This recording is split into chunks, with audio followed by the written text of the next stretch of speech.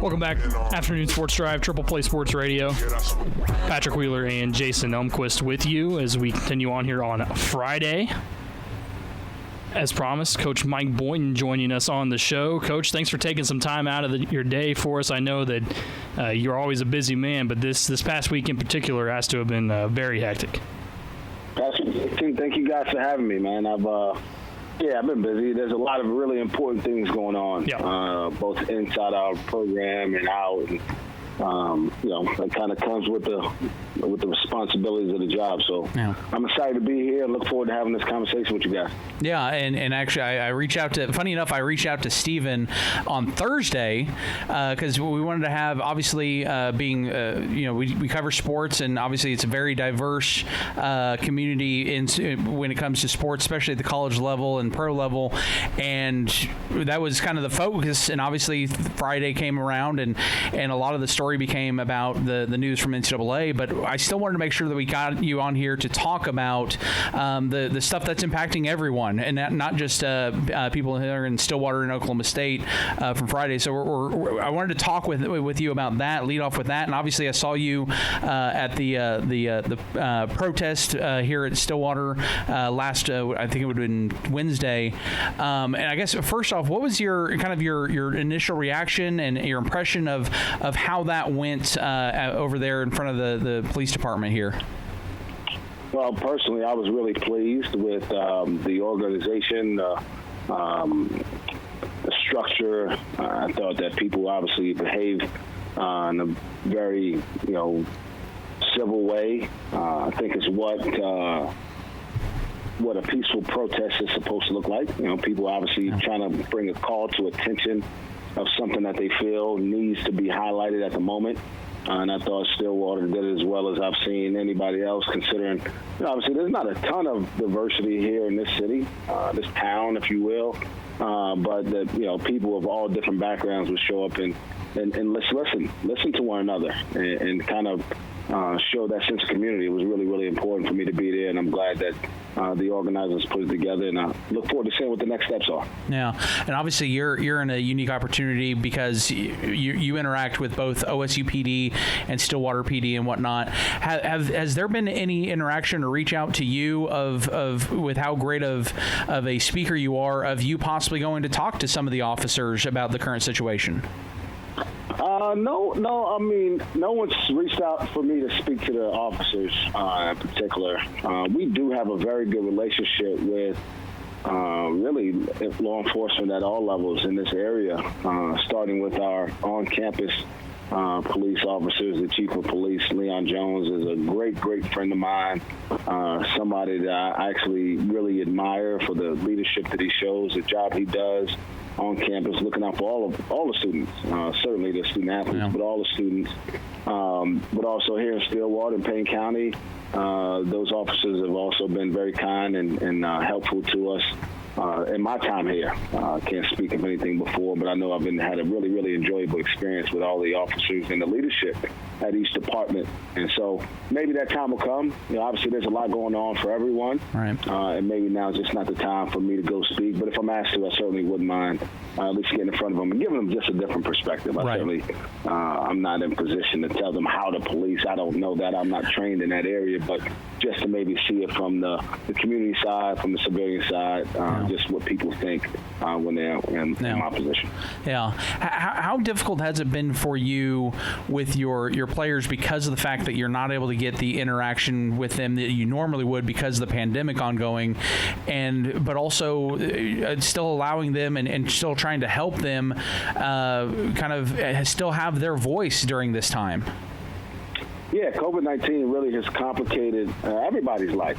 Just because of either you had to go out of business as a business owner, or you had to limit the way your business was operating, or if you were an athlete, like in our case, we were in the middle of kind of a decent little run at the end of the season, and it abruptly came to an end. And certainly the worst is people have died in this deal. And so our guys being away from us hasn't allowed us the opportunities to continue to build in them the confidence to do great things that we normally would. But we've stayed in contact via Zoom, via text, via phone, as much as we can. And, as things like the racial tension that has kind of arisen in our country has come up, we just kind of talk with them like we always do. Here's what we want to do. We want to listen to you, hear what you may have, specifically in your personal life going through with your family, but also give you an opportunity to participate in the change that we all want to see moving forward.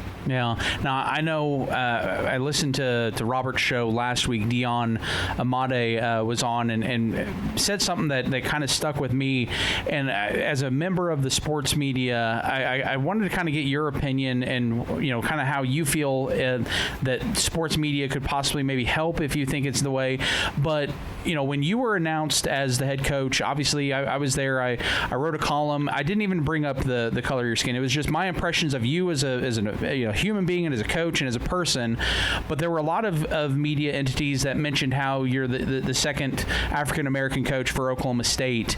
In your mind, is that something that the sports media maybe needs to get away from, is pointing out that aspect when it comes to positions of power, whether it's the new head coach or an AD or whatever?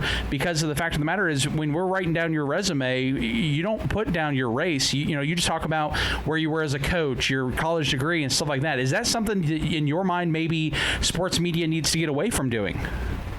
I don't know. I would kind of push back on that a little bit, because I think pointing out the significance of what is progress, right? Right. That's important. Is very well within reason. The things that I have more an issue with is when I hear, and I've heard this probably all my life since I was about 12 years old, man, he speaks so well, or he's very articulate. I would hope that I would be able to have some grasp of the English language at 38 years old, and that I would be able to put a couple sentences together without that being something that needs to be highlighted, right? Right. Let's just give me, that's kind of going off now, but that's kind of what privilege is in many ways, that people just can't accept. The assumption isn't that when I open my mouth, you'll just be able to understand what I'm saying. Now, whereas you would never say, you would very rarely mention a white head coach at 35 years old being well-spoken. You would just assume that if he's gotten a job as a head coach in the Big 12, that he could speak well. Right.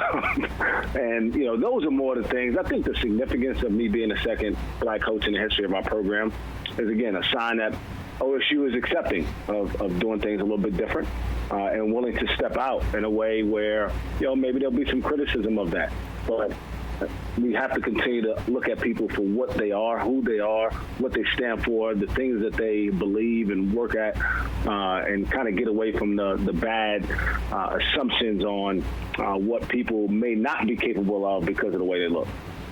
Coach, how important was it for you that the Big 12 announced that they mandated a day off on Election Day for men's basketball players? I don't know about you, but I've always said that voting is one of the best ways to get your voice heard. Oh, there's no question about it. And I'll be honest, I didn't always understand that. I wasn't brought up in Brooklyn. We just didn't talk about politics at home. It just wasn't something that was at the forefront of our dinner table discussion. So as I've gotten older and started to understand the impact that those decisions, in starting with voting, can have on the way I live, the opportunities for my children to go to good schools, to get good health care, at least access to it, are critical things. And again, I would always tell people, we always look at the national and the presidential election and the national elections, and really it starts locally. Yep. And as it relates to this policing, like, you have an opportunity to elect judges who help, adjudicate cases, and you have an opportunity to select your chief of police, or he's appointed, but things at the local level which really make a difference. The county sheriff. And a lot of times, those decisions are really made by very few people because they don't pay that much attention to the local races. So the pendulum could swing very easily if more people get engaged in that process. Yeah. Well, and speaking of that, I know NCAA obviously kind of came out, said they're encouraging athletic departments to do that, trying to get athletes out there registered to vote. Is that something that your program had done in the past, or working on making sure that everyone that comes through your program is you make sure that they're registered? No, we haven't made it a conscious, intentional effort. We've talked about it. We've talked about the importance of it, but we haven't followed through. And that's one of the things that I'm going to take responsibility for. That's part of my job, is to help these guys understand, because it's one thing to tell an 18-year-old kid, hey, man, you just turned 18, you can vote now. But if he's like me, he doesn't even know what that means when I was 18. Yeah. Where do you go? How does it work? Where do you vote? How do you vote? What am I voting for? Yeah. Who am I voting for? What's important when you vote? And so those will be conversations that, as we move forward, we want to have in an open and honest way. And not that we want to tell people how to vote or who to vote for, but we want them to understand the process and its effects. Is that something that you can see possibly growing, at least within your program, of, beyond having, talks about sports, but of having debate about, the political landscape, especially, like you said, locally? Sure, absolutely. I think it's an absolute responsibility of mine, just as it is making sure we've got a good game plan when we go to K-State. Just as it is when I make sure that our kids go to class every day and can show that they're interested in learning and not just making three-pointers. All those things are vitally important, and I've got to be the leader. I've got to own it all, and that's just something I'll be more conscious of moving forward. Coach, let's get down to brass tacks here about with basketball. First thing here, I know a lot of people and fans and everyone that listens to our show, they immediately hear, well, the possibility of a postseason ban. Let's start off with where you think personally the appeal process is headed, and how confident you are in a positive outcome. I'll say this, because you never know. When things are outside of control, you got to be careful how aggressive you want to put your thoughts out there. Yep. But I do understand, just from being on the inside, we've got a very strong case to appeal, which what we think was an overreach on punishment. When you strip this thing down to its bare bones, even by the NCAA's and the Committee on Infractions' own reporting, we don't have an atmosphere of bad practices. We don't have a lack of institutional control. We don't have a group of people trying to circumvent the rules and get an advantage. In fact, they say the opposite. We complied. We worked with them diligently for 3 years now. We were honest and open. We showed that we do have control of our institution and what the people do in it. We didn't gain an advantage through any of this activity was done. And what it comes down to is we had a person doing something that he wasn't supposed to be doing. And so we took corrective action immediately, and we can go and say, at that point, what else do you want us to do? We didn't benefit anyway, and so we feel like we'll have an opportunity to go defend that case and make a strong inference that those penalties certainly need to be lessened. I know towards the end of your teleconference on Friday, you had mentioned basically kind of wanting to spearhead change within the NCAA so innocent athletes aren't being penalized. And you went out and said, that you also want to make sure that it doesn't happen to future programs. I know it's only been a week, but have you started brainstorming some possibilities that you can maybe spearhead to try to maybe make a movement within the NCAA? Yeah, I have. I've had some private discussions with some other coaches about things and other guys who maybe have been through similar experiences.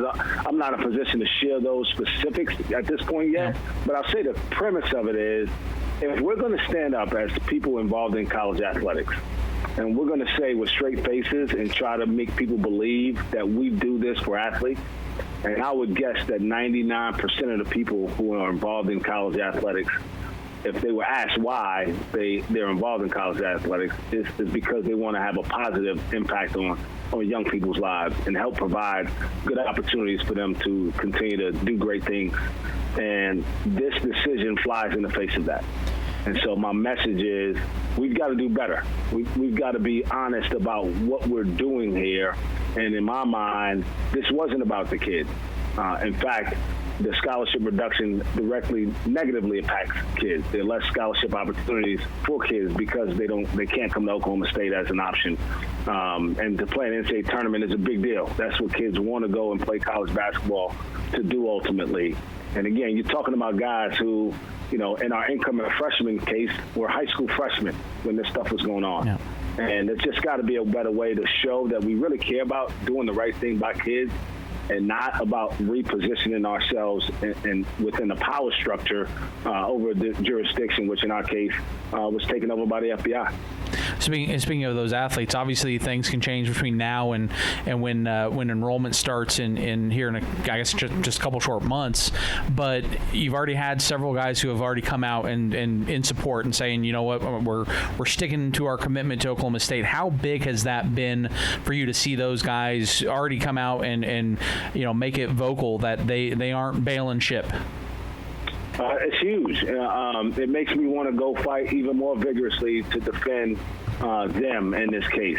And I think it shows that, at least from my standpoint, the kids feel like when I say it's about the kids, that I mean it, and that my actions follow up those words. We tell these kids that when they come to school, they're going to be loved and cared for, that they're going to be challenged and pushed, that education is important. Our team had a 3.75 GPA this past semester, following up a 3.01 GPA in the fall semester of 2019. And so, we actually mean what we say when we're here to serve student athletes and give them opportunities to have success later on in life. And I think their decisions individually show that they believe in what we say and how they're treated here. And for our incoming guys, they felt that we were genuine in our presentation to them, and they look forward to continue to come here and put that uniform on and wear it proudly. Coach Mike Boynton, OSU basketball, joining us here on the afternoon sports drive. You kind of hit on it there too, Coach, with talking about other coaches that have been in contact, and that was going to be my question. Was when this broke, we know that media has obviously given their reaction, and we've all given our reaction, writers and everything like that. Were there coaches that reached out immediately to you about all of that? Oh yeah, I've had several. I won't, call them out because those are private conversations. But I mean, I would say no less than 36 coaches have reached out and complete, one kind of shock, knowing what the NCAA reported or the details of our case, that the punishment would be handed out in such a harsh manner. Two, to just support me and tell me, hey, we can get through this, and B, and lastly, to say, hey, if there's anything I can do to support you through this deal, let me know. And so, the coaching community has been really, really strong in my favor, and I appreciate all those guys who have reached out. And I think they didn't even know. You kind of look at how we've done things and the things we've been through in my first couple of years as a head coach, that we're truly trying to do things the right way here at Oklahoma State. Coaches know when they go in, especially at this level, that they have to expect anything and be able to handle anything.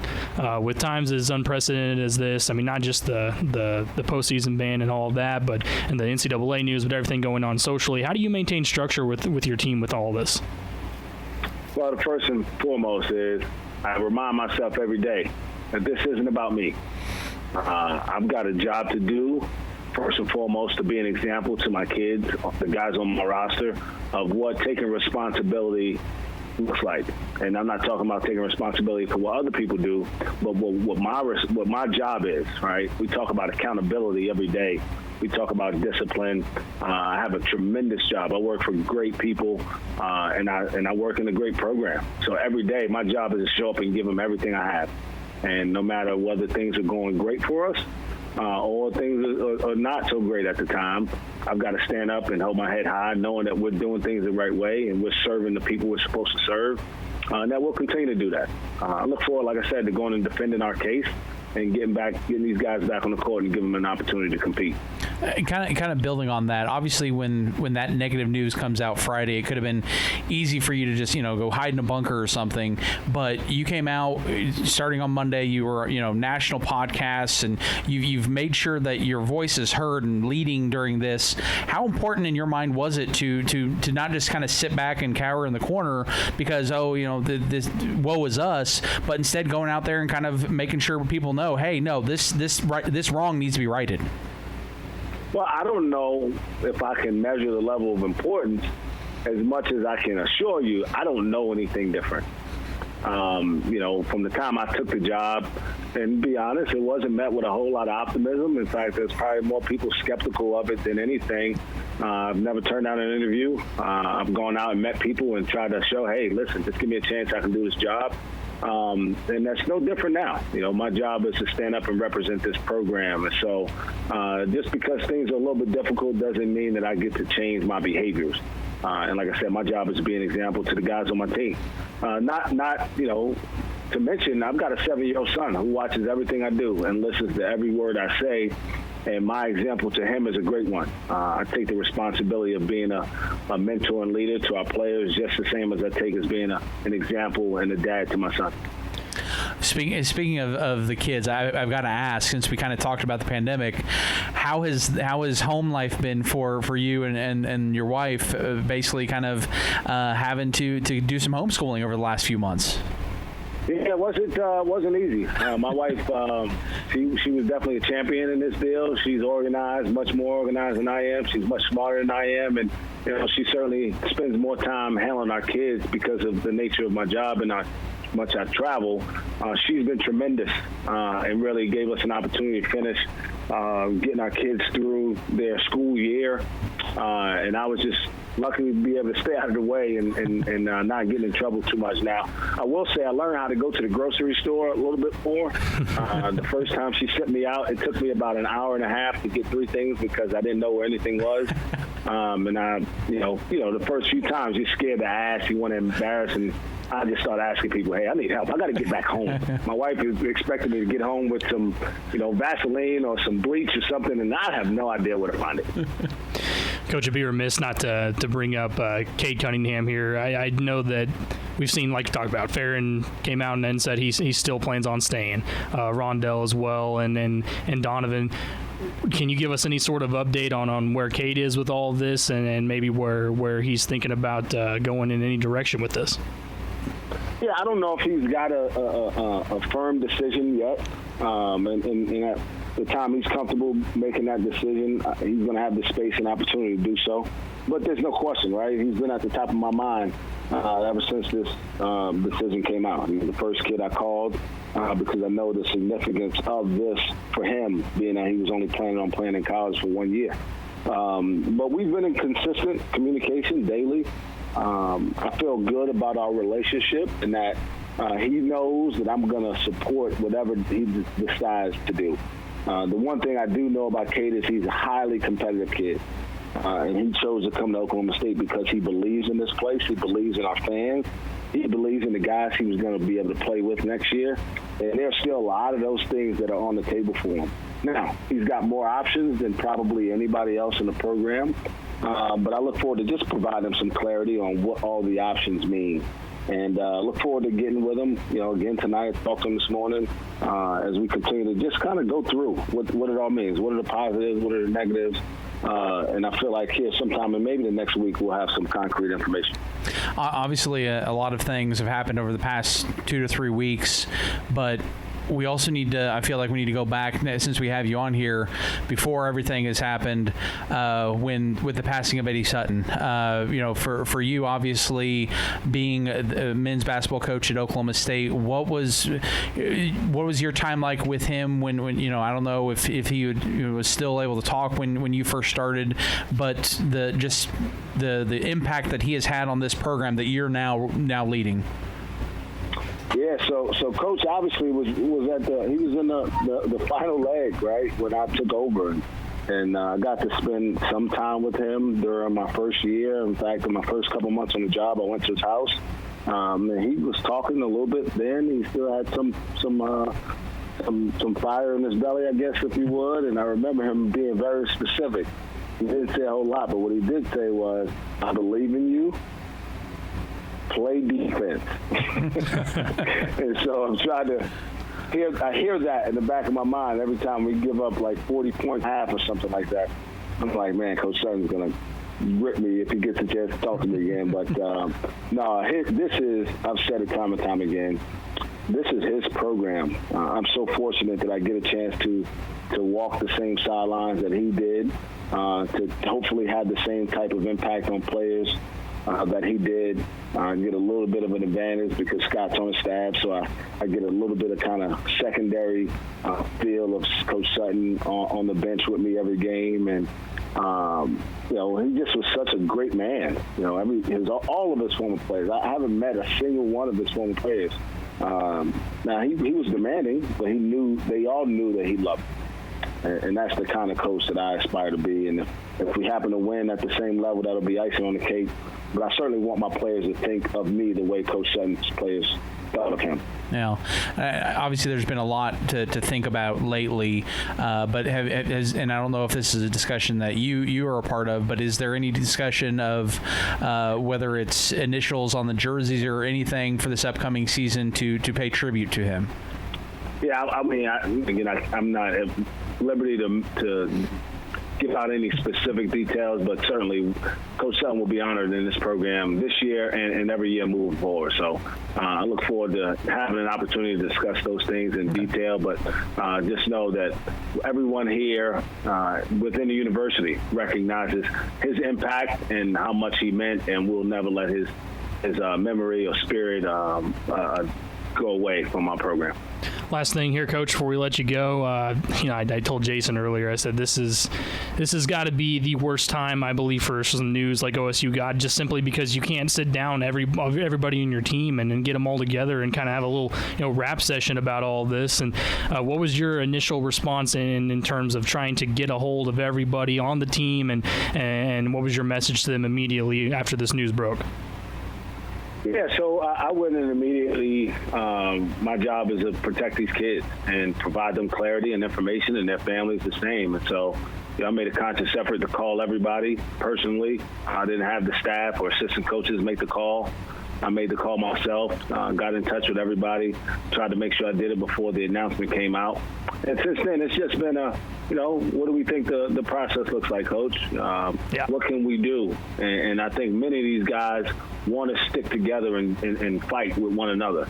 And that gives me great confidence and even more fuel, if you will, to go and fight for them. So it hasn't been the best time, in large part because of what you said. Everybody's home with their own families, dealing with COVID. Many of them in places dealing with protests because of the racial tensions that are going on. So it's certainly not an ideal time. I don't know if there is an ideal time, but those other issues certainly have complicated things for us for the last week. But because of the relationships on the front end, you feel like you have a chance to survive it. Coach, thanks so much for joining us, giving us some of your time. No problem, man. I appreciate it. Appreciate you guys having me on, and look forward to being back. And you guys enjoy your weekend. Yeah, you enjoy your weekend and have fun with the kids. Okay. All right, Coach Mike Boynton joining us here on the Afternoon Sports Drive.